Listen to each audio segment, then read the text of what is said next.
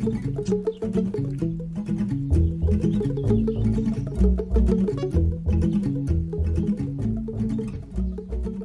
to get the Corte Inglés bag out of the way. Yeah, get out of the way. Don't want to. We're not sponsored. The point of this documentary is to discover what on earth are you still doing here? The thing is, yeah, we ended up buying a house. Yeah. When are you going home? Never. Something cataclysmic would have to happen for me to actually go back and live in Dublin. I probably wouldn't have joined a music band because I would have thought back home people would have laughed at me. And I think overcoming fears is what this whole journey has been about. I think they should ask for really professionals. I don't mind where they are from, whether you are native or non-native. Okay, testing. Testicles. I said to my little daughter, I says, give us buy us one, when I'm old enough, boina, and I'll walk around with a Basque hat on. Try and blend in with the chapela. But then people always say, you look like a guinea. So now I think I just got to a point where I thought, you know what, I'm just tired of fighting against my destiny. So you take your clothes off as well? Yeah. The naked truth.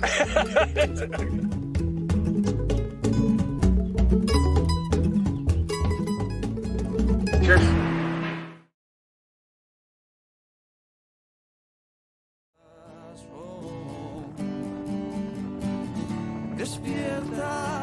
Pretty safe. I mean, motorcycles are developing safety. This one is awesome if they can make a bit more noise. With this motorcycle, if you go into a curve, You're looking good, guys. You're looking good. Oh, must be something wrong with the camera then. Yes. This is the Hairy Arse Guiri's Biking Society group. Breakfast The Club. Hags. Breakfast Club. Gentleman's Breakfast Club. You've lived a long time in Vitoria, or in your case, Dan? Yeah, in my case in Alegria, a little village outside of Vitoria, about 12 kilometres away. Yeah. Vitoria won't have them. You were in Vitoria for a short time, weren't you? Yeah, I lived. When I first came here, I lived in Vitoria, I think, for the first year. But then I decided to move out into the countryside. Where most hermits live. Yes, where most people who hate everybody else live. But you're not an English teacher, even though you are. No, I work for a machine tool company. I'm a machine tool service engineer. Yeah, right. Yes. So why aren't you an English teacher? Everyone else is. Because he's odd. He just said he hates people. I hate people. Down the fan. My girlfriend is actually. My girlfriend is an English teacher. She's quite rare. She's a native English teacher. And you hate her as well. No, I think she. I love her. I love her very much. It's on record. No. I actually repair machine tools too. I've never had. Because it's the job I've always done since I lived here. I haven't really had time to think about it. I don't know. It's nothing that I've really thought of. I mean, why aren't any of you machine tool engineers? Exactly. I wanted to be. You came here years back. Yes. Where were you from originally? No, I'm from Stourbridge in the West Midlands. We have a common interest. Pretty near to you, yes. Also a Wolves fan, like yourself, Rob. Do they speak English there? Yes, they do. Why did I come to Vitoria? Because I was in Madrid, Barcelona and Madrid again before, but the company's head office are in Vitoria. That surprised me when you said that. You've been working in Madrid and Barcelona, but the head office of your company was in Vitoria. Yeah, it's down to the Basque Country industry. I mean, traditionally in Spain, the machine tool industry has always been in the Basque Country, so that's a reason why most of the companies similar to the ones that I work for are based here. There's a few in Barcelona and a few are still in Madrid, but the majority of them. Would you ever go back? I don't know. I don't think we can ever say I'll never go back anywhere. Yeah. But at the moment, I don't have any plans to. It's in a box and it's or not something. really in my plans for the next 15 or so years, or 10 years until I can retire. Yeah. I'd like to go to Tenerife, but I see retiring Tenerife. Nick. Hey, Rob. Where are you from originally? I was born in London, Welsh mum and English dad. And I came over in '82, so I've only about 36 years, 37 years, quite a long time. Yeah. And I came over, my intention, I had lived for 2 years with my wife, present wife, decided that I needed to sort of meet her halfway culturally. I had no idea of the language. So the intention was to stay for 2 years, but I got... Sounds familiar. Yeah, completely caught up with the teaching. Yeah, I must admit. And it was never a question of giving up the music, because I was a professional musician. Yeah. Because I'd go back on holidays and play anyway, so it was not something that I thought I was losing or missing. And the teaching was a great challenge. So it's very different over here. Families are quite sort of nuclear, and it's like a big sort of octopus attention. You reach out and they sort of take you in, absorb you. Yeah. Yeah, and so you kind of get I find that you're accepted. I know at least in Vitoria, you get accepted by everybody quite quickly, but sort of truly, as in like there's a true acceptance, and it's not just no,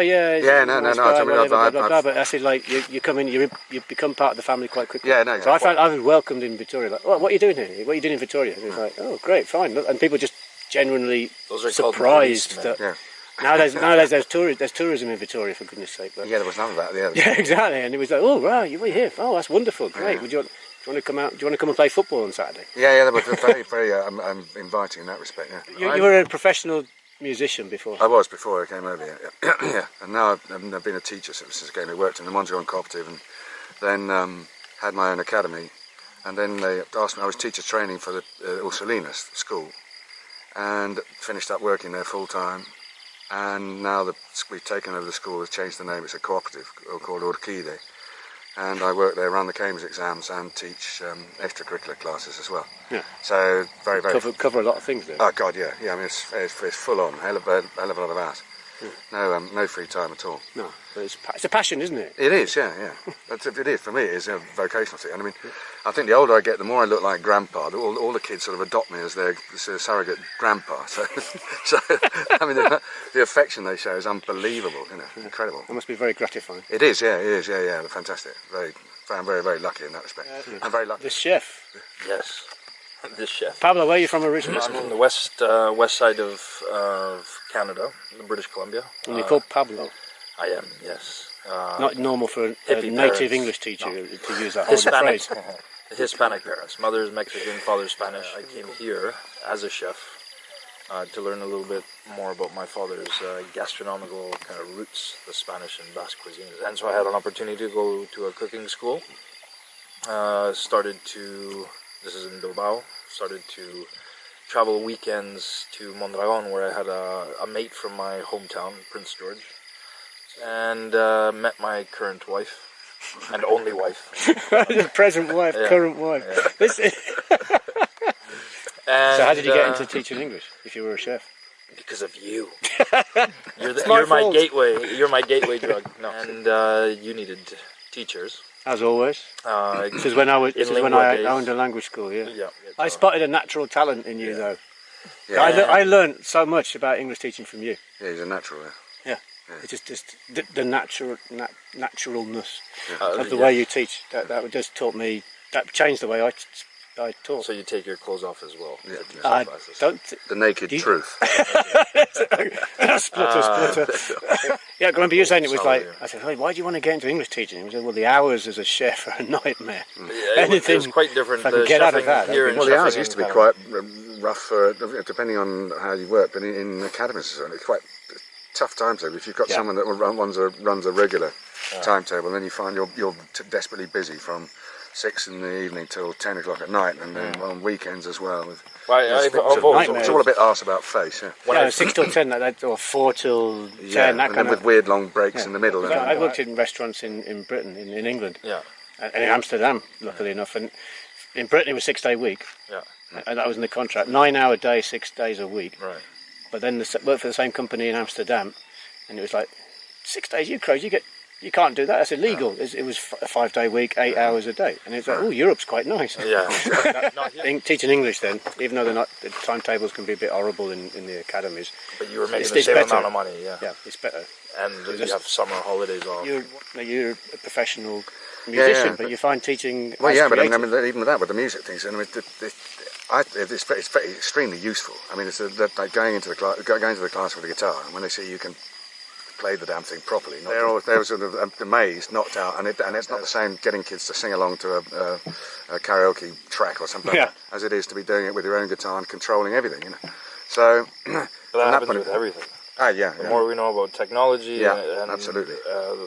I go in with a frying pan and an individual cooker or whatnot, and beat them about the head, and make scrambled eggs into stora, and so have one of you're them. bringing your skills into your absolutely. English I teaching. think that's where the creativity and the you can do anything. You can raise. Dan, you should become a teacher and start teaching people how to fix tools that other What people. turns him off about teaching is the student.